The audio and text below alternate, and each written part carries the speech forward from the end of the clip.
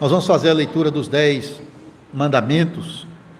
Na verdade, o dia do Senhor 34, ele vai começar a tratar da lei de Deus como a nossa regra de gratidão. E a primeira pergunta, ela é exatamente os 10 mandamentos. A gente vai ler na Bíblia mesmo, vamos ler em Êxodo 20, mas o catecismo ele vai começar a expor os 10 mandamentos. E hoje nós vamos olhar o primeiro mandamento, a advertência do Senhor contra a idolatria. E nós vamos fazer isso abordando as perguntas 94 e 95. Pergunta 92 é o que diz a lei. Então nós temos ali os 10 mandamentos. A pergunta 93, a divisão da lei em duas partes, a nossa relação com Deus e a nossa relação com o próximo, os deveres de cada relação. E o primeiro mandamento explicado na pergunta 94 e 95. Mas antes vamos ler os 10 mandamentos e em resposta à leitura nós vamos cantar o hino Santo, Santo, Santo. Acompanhe, irmãos, a leitura da lei, Êxodo 20, 1 a 17. Então falou Deus todas estas palavras: Eu sou o Senhor teu Deus, que te tirei da terra do Egito, da casa da servidão. Não terás outros deuses diante de mim. Não farás para ti imagem de escultura, e nem semelhança alguma do que há em cima nos céus, nem embaixo na terra, e nem nas águas debaixo da terra. Não as adorarás, e nem lhes darás culto, porque eu sou o Senhor teu Deus, Deus zeloso, que visito a iniquidade dos pais nos filhos, até a terceira e quarta geração daqueles que me aborrecem. E faço misericórdia até 1000 gerações daqueles que me amam e guardam os meus mandamentos. Não tomarás o nome do Senhor teu Deus em vão, porque o Senhor não terá por inocente o que tomar o seu nome em vão. Lembra-te do dia de sábado para o santificar. 6 dias trabalharás e farás toda a tua obra, mas o 7º dia é o sábado do Senhor teu Deus. Não farás nenhum trabalho, nem tu, nem o teu filho, nem a tua filha, nem o teu servo, nem a tua serva, nem o teu animal, nem o forasteiro das tuas portas para dentro. Porque em 6 dias fez o Senhor os céus e a terra, o mar e tudo o que neles há. E ao 7º dia descansou. Por isso o Senhor abençoou o dia de sábado e o santificou. Honra teu pai e tua mãe, para que se prolonguem os teus dias na terra que o Senhor teu Deus te dá. Não matarás, não adulterarás, não furtarás, não dirás falso testemunho contra o teu próximo, não cobiçarás a casa do teu próximo, não cobiçarás a mulher do teu próximo, nem o seu servo, nem a sua serva, nem o seu boi, nem o seu jumento, e nem coisa alguma que pertença ao teu próximo. Vamos ler juntos os versos de 1 a 3, que é o preâmbulo, né? Deus indicando que Ele é o Deus que salvou o seu povo, e o primeiro mandamento. Êxodo 20, 1 a 3, vamos ler todos juntos. Então falou Deus todas estas palavras: Eu sou o Senhor teu Deus, que te tirei da terra do Egito, da casa da servidão. Não terás outros deuses diante de mim. Não, até o 3. E vamos ler também Mateus 22, antes de cantar o hino. Vamos ler do verso 36 e 30 a 38. Mateus 22, 36 a 38. Vamos ler juntos. Mestre, qual é o grande mandamento na lei?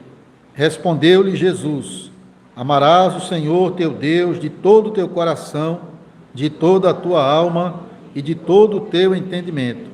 Este é o grande e o primeiro mandamento. Até aqui. Cantemos o hino Santo, Santo, Santo. Trindade Santíssima, número 11, novo cântico.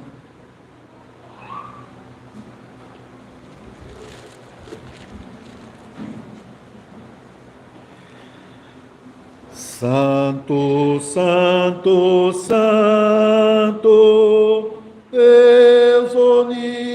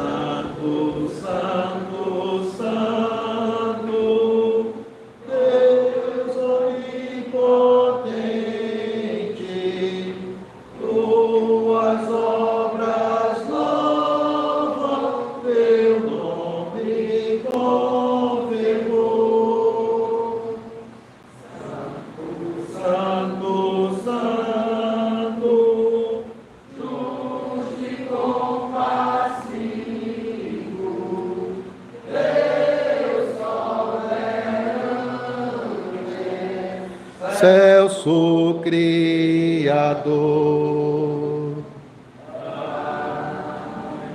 Amém.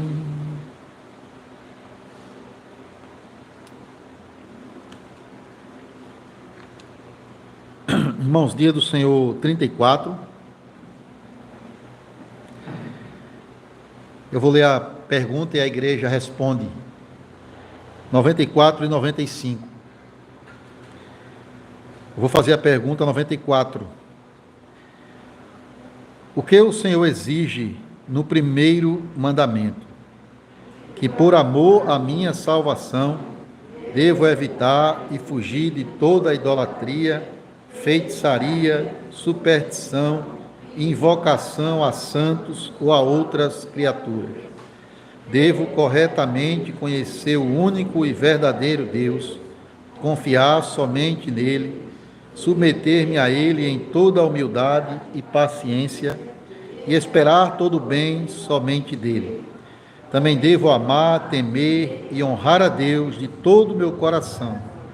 Em resumo, é preferível repudiar todas as criaturas a fazer qualquer coisa, por menor que seja, contra a sua vontade. 95. O que é idolatria? Que colocar a nossa confiança em lugar ou ao lado do único e verdadeiro Deus que se revelou em sua palavra. Amém. Nós vamos orar novamente e preparar o nosso coração para receber a palavra de Deus.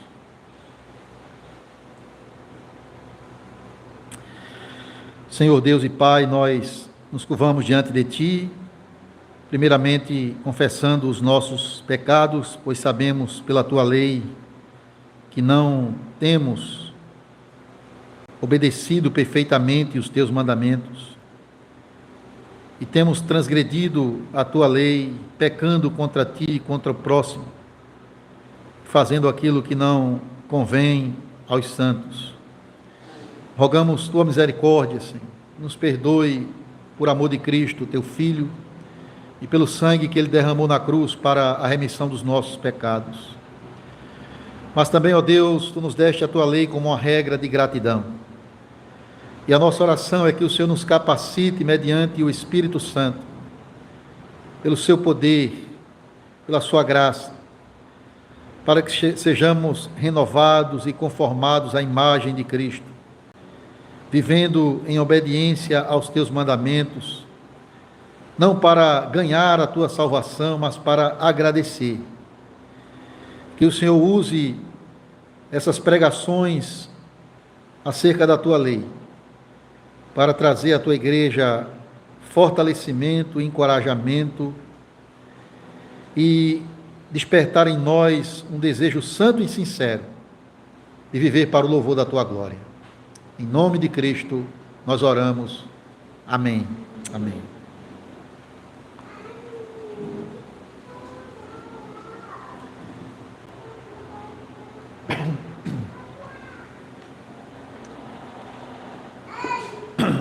Amada igreja do nosso Senhor Jesus Cristo, o profeta Isaías, lá no capítulo 44 do seu livro, ele fala de um homem que cortou lenha na mata, pegou as melhor madeira que tinha, e ele fez algo útil, proveitoso, mas também cometeu uma tolice com aquela madeira que ele tinha cortado. Ele fez um fogo para se aquentar no frio, e também para assar pão e carne para se alimentar.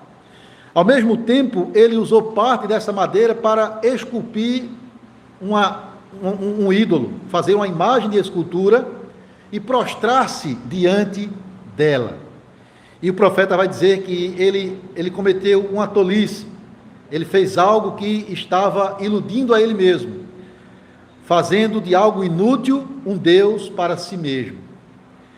Irmãos, nós como cristãos, pela graça de Deus, que conhece a palavra, a fé bíblica, a fé reformada, podemos até dizer que nós não temos mais problema com isso. Se prostrar diante de uma imagem, cometer idolatria, isso não tem mais a ver comigo. Talvez antes, quando eu estava no contexto do catolicismo romano, mas agora eu conheço a Bíblia, eu sei o que isso é errado, e isso não mais é algo que é um problema para mim. Porém, irmãos, nós devemos entender que o primeiro mandamento de Deus que condena a idolatria, ele é dado ao povo de Deus, porque esse é um pecado ainda tentador para nós. Porque quando nós falamos de idolatria, nós não devemos limitar isso a se prostrar perante uma imagem de escultura, mas nós também podemos fabricar ídolos dentro do nosso coração. Outro profeta, o profeta Ezequiel, no capítulo 14, ele fala exatamente isso, ele adverte o povo de Deus contra a idolatria, e ele diz: olha, vocês estão fabricando ídolos nos seus corações. Então nós precisamos entender o que é a idolatria, o que é um ídolo, para nos guardar de cometer este pecado. Porque também no Novo Testamento, nós temos exortações dos apóstolos para fugirmos deste pecado. Paulo diz aos coríntios: fujam da idolatria. E o apóstolo João diz aos cristãos, para quem escreveu lá no final da sua primeira carta, capítulo 5, guardem-se dos ídolos. Eles vigiem para não se voltar para os ídolos.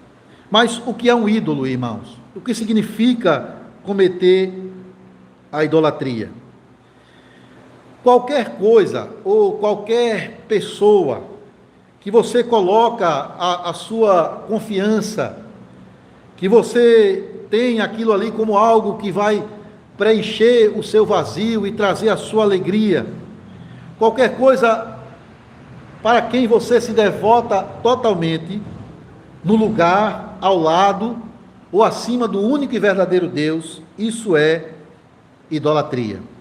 Idolatria é adorar a criatura no lugar do Criador. Nós podemos considerar coisas criadas por Deus, que são benéficas, úteis para nós, mas que podem se tornar um ídolo quando toma o lugar de Deus, no sentido de onde nós deixamos de confiar no Senhor para confiar naquilo que se torna um ídolo para nós. Podemos pensar aqui no dinheiro, no trabalho, no sexo, líderes religiosos ou políticos, ideologias, tradições religiosas, tudo isso pode se tornar idolatria. Muitas dessas coisas, no seu devido lugar, abaixo de Deus, podem até serem úteis para nós, mas quando elas são colocadas no lugar errado, quando nós nos prostramos perante elas e depositamos nelas a nossa confiança, então nós cometemos idolatria, nós pecamos contra o primeiro mandamento. Irmãos, esse primeiro mandamento, ele é de fundamental importância para a igreja. Nesse mandamento, o Senhor, ele está buscando o nosso coração. Ele está buscando estabelecer um relacionamento de amor confiável entre nós e Ele. Perceba que os mandamentos de Deus, eles são como uma cerca que nos protege do mal, do pecado, e que nos traz para perto de Deus. Então, com esse mandamento, Deus está protegendo a sua honra e a sua glória, mas também promovendo, encorajando o nosso amor para com Ele. E perceba, o Senhor, ele não começa com os mandamentos, mas ele começa indicando a Israel quem ele é e o que ele fez por eles, para só então chamá-los à obediência com seus mandamentos. Eu sou o Senhor teu Deus, que te tirei do Egito, da casa da servidão. Eu sou o Deus que salvou vocês.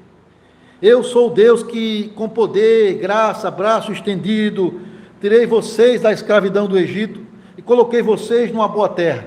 Portanto, sirvam somente a mim. E ainda muito mais para nós, irmãos, que fomos libertos do pecado e da escravidão do diabo pela obra de Cristo. Então, notem, os mandamentos são dados não para nós, por meio da obediência a eles, alcançarmos o favor de Deus, mas para nós agradecermos por aquilo que Ele tem feito por nós, por aquilo que Ele é para nós.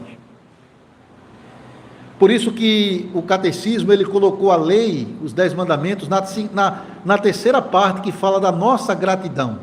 Exatamente por isso, porque nós fugimos da idolatria, nós nos comprometemos em ser fiéis ao Senhor, porque nós o amamos, porque nós queremos agradar aquele que nos redimiu da miséria e do pecado e nos deu vida quando estávamos mortos. Então, irmãos, esse mandamento ele é muito sério, porque quando nós cometemos idolatria, de qualquer forma que seja, nós estamos cometendo adultério espiritual, nós estamos traindo o Senhor. Por isso que a Bíblia usa como uma figura, o casamento como uma figura da nossa relação com Deus. Então, Deus, ele nos desposou para si, ou seja, Ele se comprometeu em ser o nosso Deus, aquele que vai se manter fiel a nós até o fim. E Ele deseja da nossa parte também fidelidade nesse relacionamento pactual. E isso diante dos seus olhos, irmãos.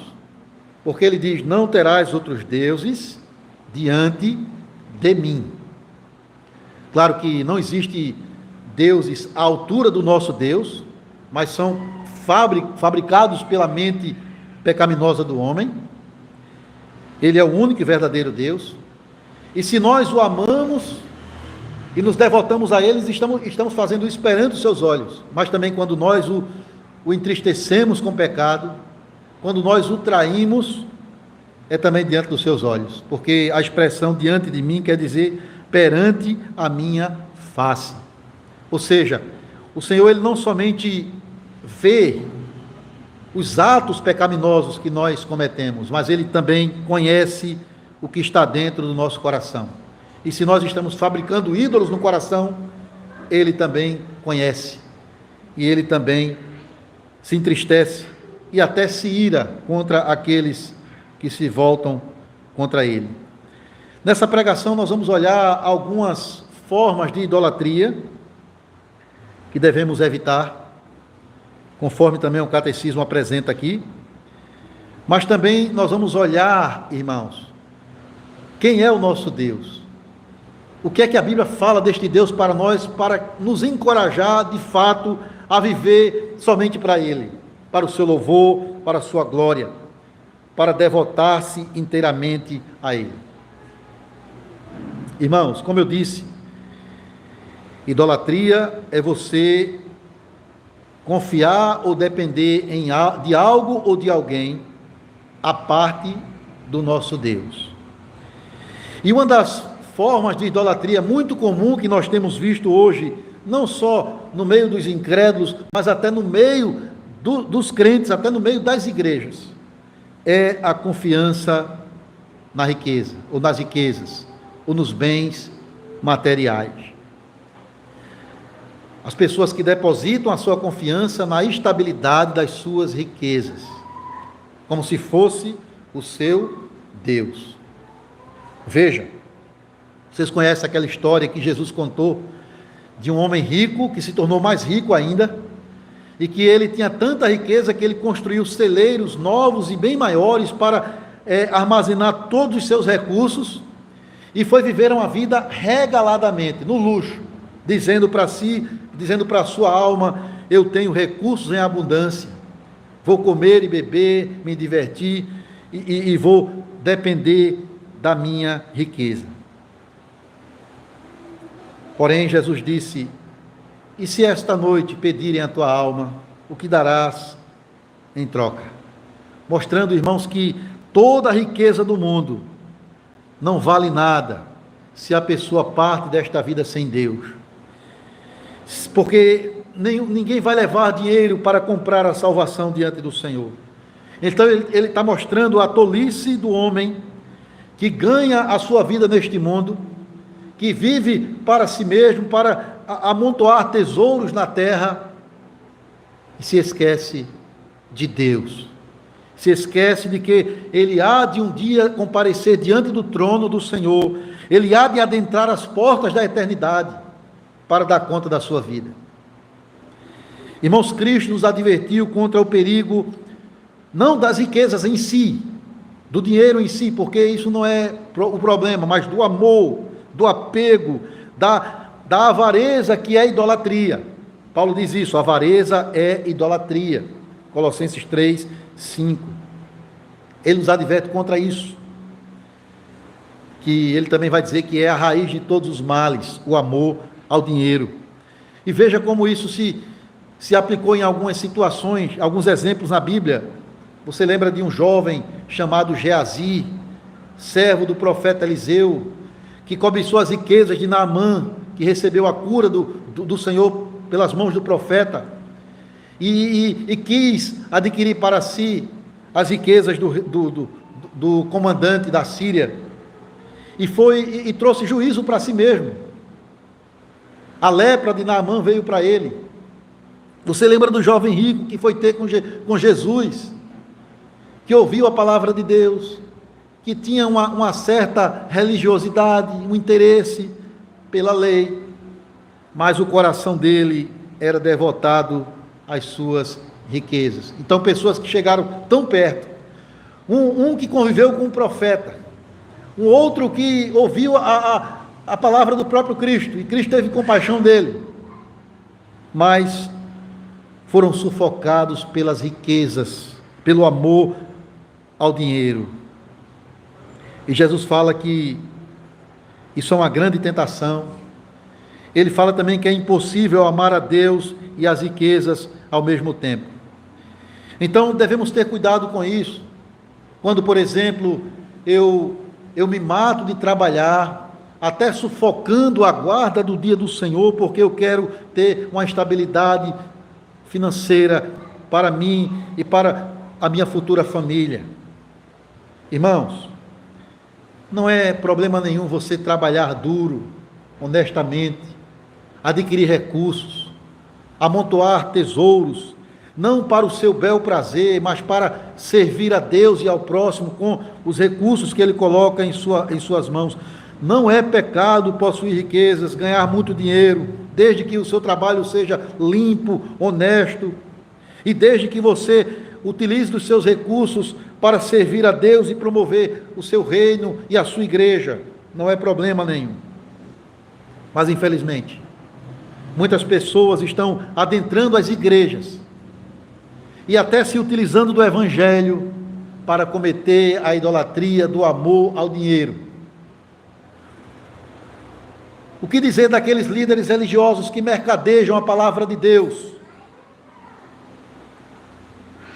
Não para trazer o bem maior para as pessoas que é Cristo, mas para tirar o bem, os bens delas.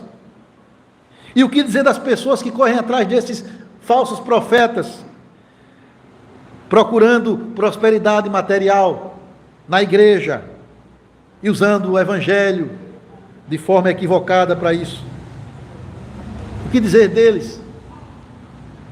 Senão que estão pecando contra o primeiro mandamento, cometendo a idolatria. Irmãos, nós devemos nos alegrar nas riquezas que nós temos em Cristo Jesus, e também nos contentar com aquilo que o Senhor tem dispensado a nós, porque Paulo diz que grande fonte de lucro é a piedade com o contentamento. Ele fala de sermos ricos de boas obras, e não de amar o dinheiro. É claro que isso também tem a ver com o 8º mandamento, não furtarás, mas tem um assunto que tem sido um problema hoje, não sei se vocês têm percebido, que é o vício em jogos de loteria. Você vai perceber que tem se acumulado várias empresas de jogos esportivos e de outras, e de loteria. E eu vi uma reportagem essa semana, irmãos, que a grande maioria das pessoas da classe C, D e E, ou seja, aqueles mais pobres, eles estão endividados por causa de vício em jogos. Muitos até estão comprometendo o aluguel de suas casas e sendo até despejados porque estão viciados em jogos. E a gente tem que ter cuidado com isso, porque hoje até no celular facilmente você recebe mensagens e imagens incentivando você a jogar, lhe dando um bônus para lhe iludir, e aí você se envolve naquilo. Devemos ter cuidado, porque muitos estão trazendo prejuízo para si mesmos, para suas famílias, por causa dessa idolatria. Mas também o catecismo aqui, ele vai falar sobre a idolatria relacionada a práticas como feitiçarias e superstições. O Senhor vai exortar a sua igreja, ao seu povo, lá em Deuteronômio 18, para não se iludir em busca de adivinhações para a sua vida, para o seu futuro, a consulta aos necromantes, a consulta aos mortos. O Senhor vai proibir tudo isso.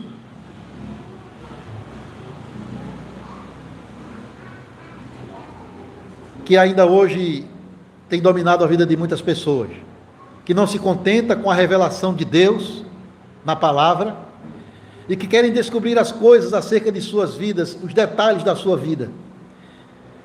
Pode ser até uma coisa inocente, mas a gente tem que ter cuidado com aquilo que é chamado de horóscopo, né? Que as pessoas dizem, meu signo é tal e conforme os astros, esse mês vai ser assim, vai dar certo para mim tal coisa e tal. Irmãos, isso é ilusão, é mentira.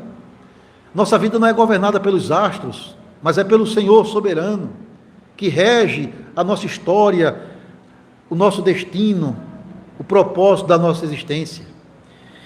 Mas o pior de tudo é quando algumas pessoas se envolvem com feitiçaria. E quando a gente fala de feitiçaria, para usar uma expressão mais moderna, é aquilo que antigamente era bruxaria, hoje é magia negra. Ou seja, é algo que tem a ver com pessoas que fazem um tipo de aliança com os poderes de Satanás e seus demônios para atingir objetivos perversos. Destruir um casamento, trazer prejuízo financeiro para uma pessoa, e as pessoas fazem mandinga e determinados despachos para prejudicar a vida de outros. Irmãos, nós não precisamos de nada disso. Isso é condenado pelo Senhor na sua palavra. Nós não precisamos. Nem tampouco se deixar iludir por questões de superstição. Isso mesmo.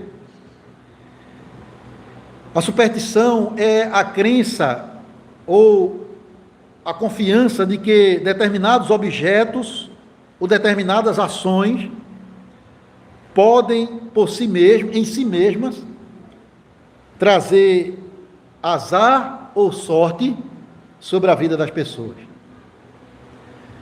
O Brasil é um dos países mais supersticiosos do mundo. Talvez fique atrás do México e outros, mas há muita superstição no Brasil. Porque as pessoas não conhecem a palavra de Deus. E o que é que muitos fazem? Se eu tiver determinado objeto na minha casa, um pé de coelho, uma folhinha de arruda ou um trevo, isso vai afastar o mau olhado das pessoas, isso vai trazer sorte para o meu lar. Se eu me vestir de branco na virada do ano, ou de dourado, né? Isso vai atrair riquezas para mim no ano que vem. E sem falar em crendices populares, que parece até também inocente, mas que é também um erro. Se eu vi um gato preto na rua, se eu passei debaixo de uma escada, isso vai trazer azar, eu tenho que desfazer isso de alguma maneira. Irmãos, nós não precisamos nos iludir com isso. Superstição significa esperar que alguém ou algo faça por nós o que só Deus pode fazer. E as pessoas têm colocado a sua confiança inutilmente nessas coisas, no lugar, ao lado ou acima do nosso Deus.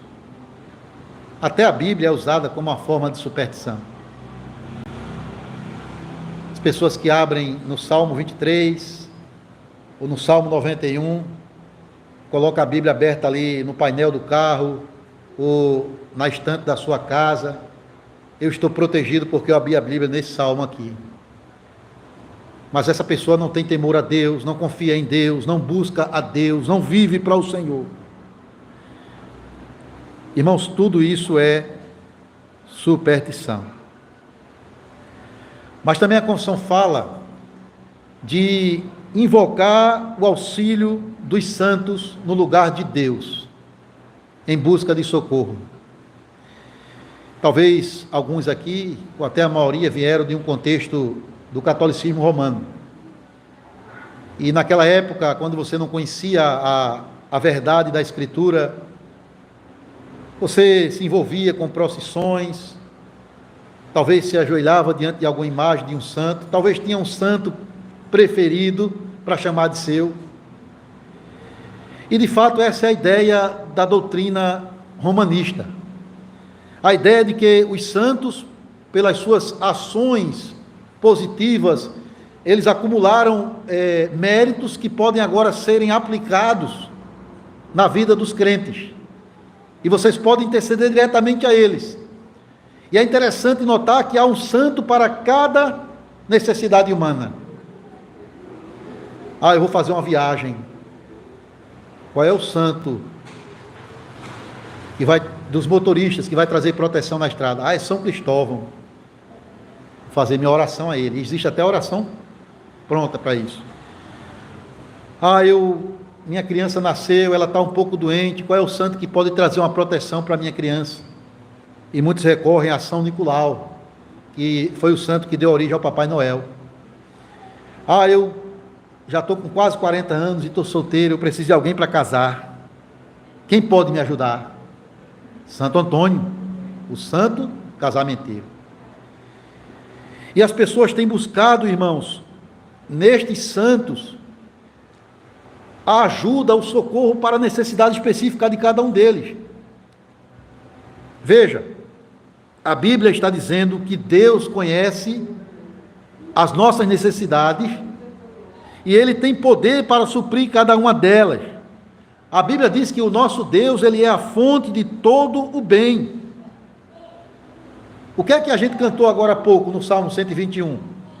Quem é que vai guardar a nossa entrada e a nossa saída? Quem é que vai nos proteger quando a gente vem para a igreja, vai para casa, ou quando a gente vai fazer uma viagem, ou volta para casa? É o Senhor, é o nosso Deus, que cuida de nós. Quem é que vai tomar as nossas crianças em suas mãos e nos seus braços e abençoá-las? É Cristo, que tem promessas também de salvação para os nossos filhos. E quem é que vai providenciar o homem piedoso, a mulher fiel, para aquele irmão ou para aquela irmã que almeja um dia se casar? É o Senhor. Da mesma forma que Ele proveu para Adão uma mulher idônea e que lhe complementasse, Ele há de fazer, se você tão somente deposita nele o seu interesse e a sua confiança. E que bom, meus irmãos, que o Deus a quem nós servimos, Ele se revelou na sua palavra como um Deus suficiente para suprir as nossas necessidades. Um Deus a quem podemos invocar o nome, diretamente a Ele. Não precisa da mediação de um santo, nem muito menos da oração do pastor ou da intercessão do padre. Nós podemos diretamente a Ele apresentar a nossa necessidade. Como Paulo encoraja os filipenses a fazer. Apresentar diante de Deus pela oração e pela súplica as suas necessidades. Lançar sobre Ele a sua preocupação, porque Ele tem cuidado de nós. Irmãos, o que é que a Bíblia fala deste Deus a quem devemos adorar e servir somente a Ele? E por que nós devemos fugir da idolatria e se deleitar na confiança no único e verdadeiro Deus? Primeiro, porque este Deus, Ele é todo poderoso. Irmãos, quando Deus se revela a Abraão e o chama para ser o Deus dele e da sua família, o Senhor expõe a Abraão esse atributo: eu sou Deus Todo-Poderoso, anda na minha presença, porque eu vou cuidar de você pelo meu poder. Irmãos, o Deus que diz assim: não terás outros deuses perante mim ou diante da minha face, é aquele Deus que com mão poderosa e braço estendido tirou o seu povo da escravidão do Egito. É aquele Deus que conduziu e sustentou Israel no deserto por 40 anos, não deixando faltar nada para eles. É o mesmo Deus que introduziu o seu povo na terra prometida e o fez do seu povo um povo próspero. E esse Deus continua sendo o mesmo Deus para nós. Que Ele pode fazer, como diz o apóstolo Paulo, muito mais do que pedimos ou pensamos. É o Deus das causas impossíveis, é Ele. Não é São Judas Tadeu, é o Senhor, o Deus das causas impossíveis. E se você está aqui, se você crê, né, se você segue ao Senhor, se você é um membro da igreja, foi por causa do poder dele. E se você ora por um parente incrédulo ou afastado da igreja, é porque você confia que ele é poderoso para salvar. Irmãos, não teria nenhuma razão de esperança, de alegria, de consolo para nós, se esse Deus a quem servimos não fosse tão poderoso como Ele diz que é na sua palavra. Ele é poderoso para não somente nos redimir do pecado, mas também nos guardar na peregrinação, preservar a nossa fé e nos conduzir em triunfo para Canaã celestial. Mas Ele é mais do que isso. Ele é também um Deus de amor. É um Deus que nos ama com amor eterno, com amor incondicional.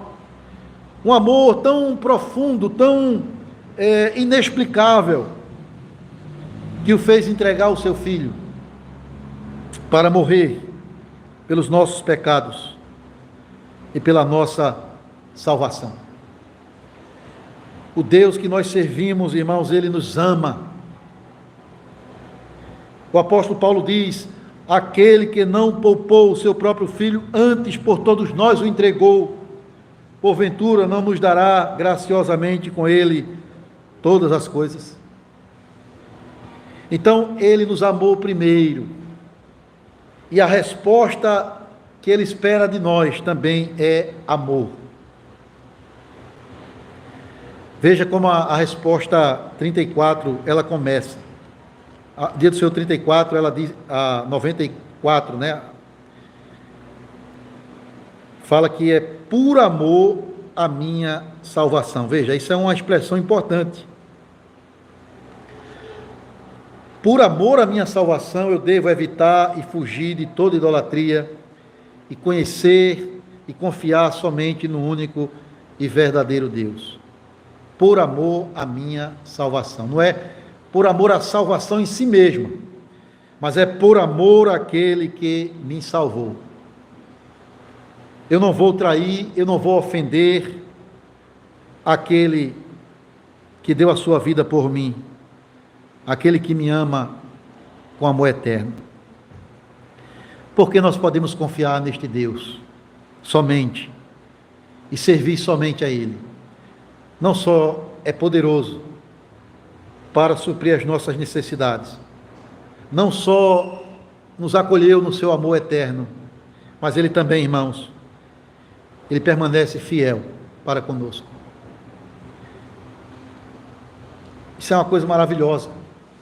O apóstolo Paulo diz, né, que se somos infiéis, e muitas vezes nós somos, Ele permanece fiel, porque não pode negar a si mesmo. Meus irmãos, há momentos na nossa vida em que temos de experimentar tristezas, dores. Pode ser através de uma perseguição, de uma doença, de escassez, ou até mesmo a dor, do luto. E é em momentos assim que nós somos provados em nossa fé, para confiar neste Deus que promete fazer com que todas as coisas cooperem para o nosso bem. Porque Deus é fiel, Ele não vai deixar cair por terra uma sequer das promessas que Ele fez ao seu povo. Ele vai completar a boa obra de salvação que um dia começou em nós. Esse é o Deus verdadeiro. Não vemos, mas cremos que Ele existe, Ele é real, Ele é eterno, Ele é poderoso, Ele é cheio de amor, Ele é fiel, e ainda mais uma coisa, quarto lugar, Ele é infinitamente sábio. Ele é a própria sabedoria em si mesmo. Isso significa que Ele tem os melhores planos para nós. Isso significa que descansar na sabedoria de Deus significa que eu não devo procurar resolver os problemas da minha vida do meu jeito ou segundo a sabedoria dos homens. Eu devo descansar naquele que sabe o que é melhor para mim, naquele cuja vontade é boa, sábia, perfeita e agradável. Por isso eu posso me submeter a Ele, como diz a confissão aqui, sem murmuração e com paciência, porque Ele tem um futuro glorioso para aquele que nele deposita plenamente a sua confiança. Você conhece a este Deus? Você, como diz a confissão, você conhece a Ele corretamente? Porque isso é importante, essa palavra corretamente. Porque muita gente diz, eu conheço a Deus, até diz, eu amo a Deus, mas estão cercadas de desespero, voltadas para superstição, procurando, de alguma forma, compreender a vontade de Deus fora da Bíblia. Então você conhece corretamente a Ele, você confia nele, você o serve com alegria e reverência, você o teme a tal ponto de lutar para evitar qualquer coisa que traga tristeza ao coração do Altíssimo. Será que nós amamos a este Deus, irmãos, de todo o nosso coração?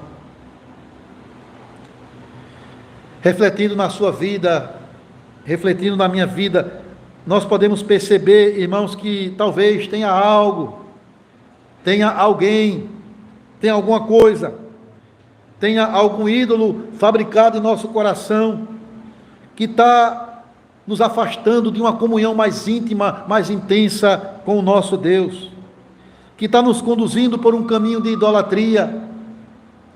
E quando Deus vem com este mandamento, não terás outros deuses diante de mim, é como se Ele estivesse dizendo a cada um de nós, filho meu, dá-me o teu coração, sirva somente a mim.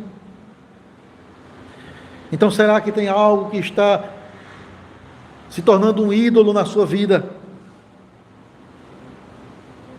Pode ser que alguns estão se voltando para riquezas, outros, algum pecado secreto e predileto, do qual ele não quer desistir e abandonar. O que é que está nos impedindo de viver fielmente para o nosso Deus e diante da sua face? Se de repente você enxerga que há algum ídolo no seu coração, ainda há esperança. Nós podemos recorrer para Deus, confessar o nosso pecado, e além disso, nós podemos descansar na justiça de Cristo, que é a garantia do nosso perdão. Meus irmãos, Cristo, o nosso Senhor, Ele não somente morreu para apagar a nossa culpa, para nos tornar aceitáveis diante de Deus, mas Ele também viveu para obedecer a lei plenamente, cada mandamento Ele cumpriu, mesmo tendo sido tentado muitas vezes, Ele foi obediente até a morte, e Ele guardou esse mandamento aqui, o primeiro. O desejo dele, a vontade dele era servir, adorar e fazer a vontade do Pai unicamente. E o que foi que a gente já confessou no dia do Senhor 32? Você deve estar lembrado. Que Ele não somente me redime do pecado, mas Ele também me renova a sua imagem pelo poder do Espírito Santo, para me fazer viver conforme a sua lei, para obedecer aos seus mandamentos. Então esse mandamento é para nós: não terás outros deuses diante de mim. E esse mandamento, irmãos, ele é para o nosso bem, é para abençoar a nossa relação com Deus.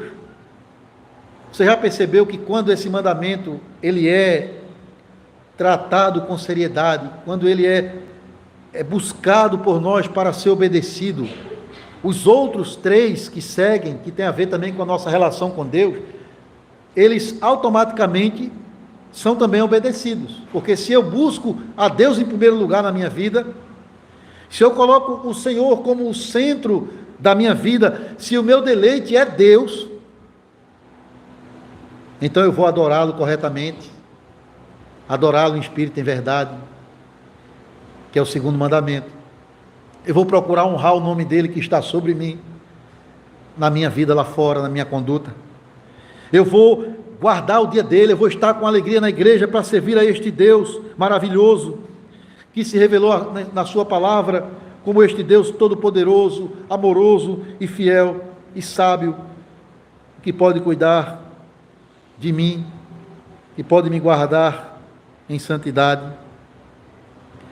e que Ele nos ajude, irmãos, a lançar fora qualquer ídolo que temos fabricado em nosso coração, e que o alvo maior da nossa devoção, da nossa alegria, do nosso deleite, seja este Deus triuno, Pai, Filho e Espírito Santo, que se deu a nós,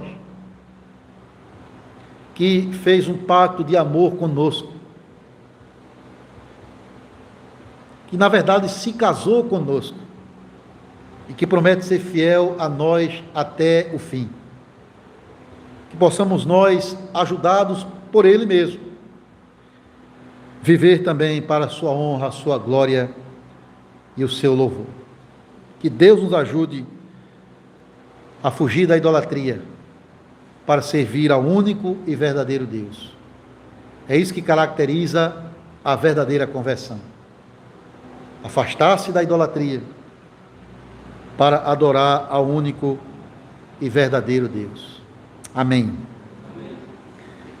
Que o Senhor abençoe a igreja, que o Senhor aplique a sua palavra em nosso coração e nos dê a graça de obedecer a estes mandamentos. E primeiramente, o primeiro mandamento: não terás outros deuses diante de mim.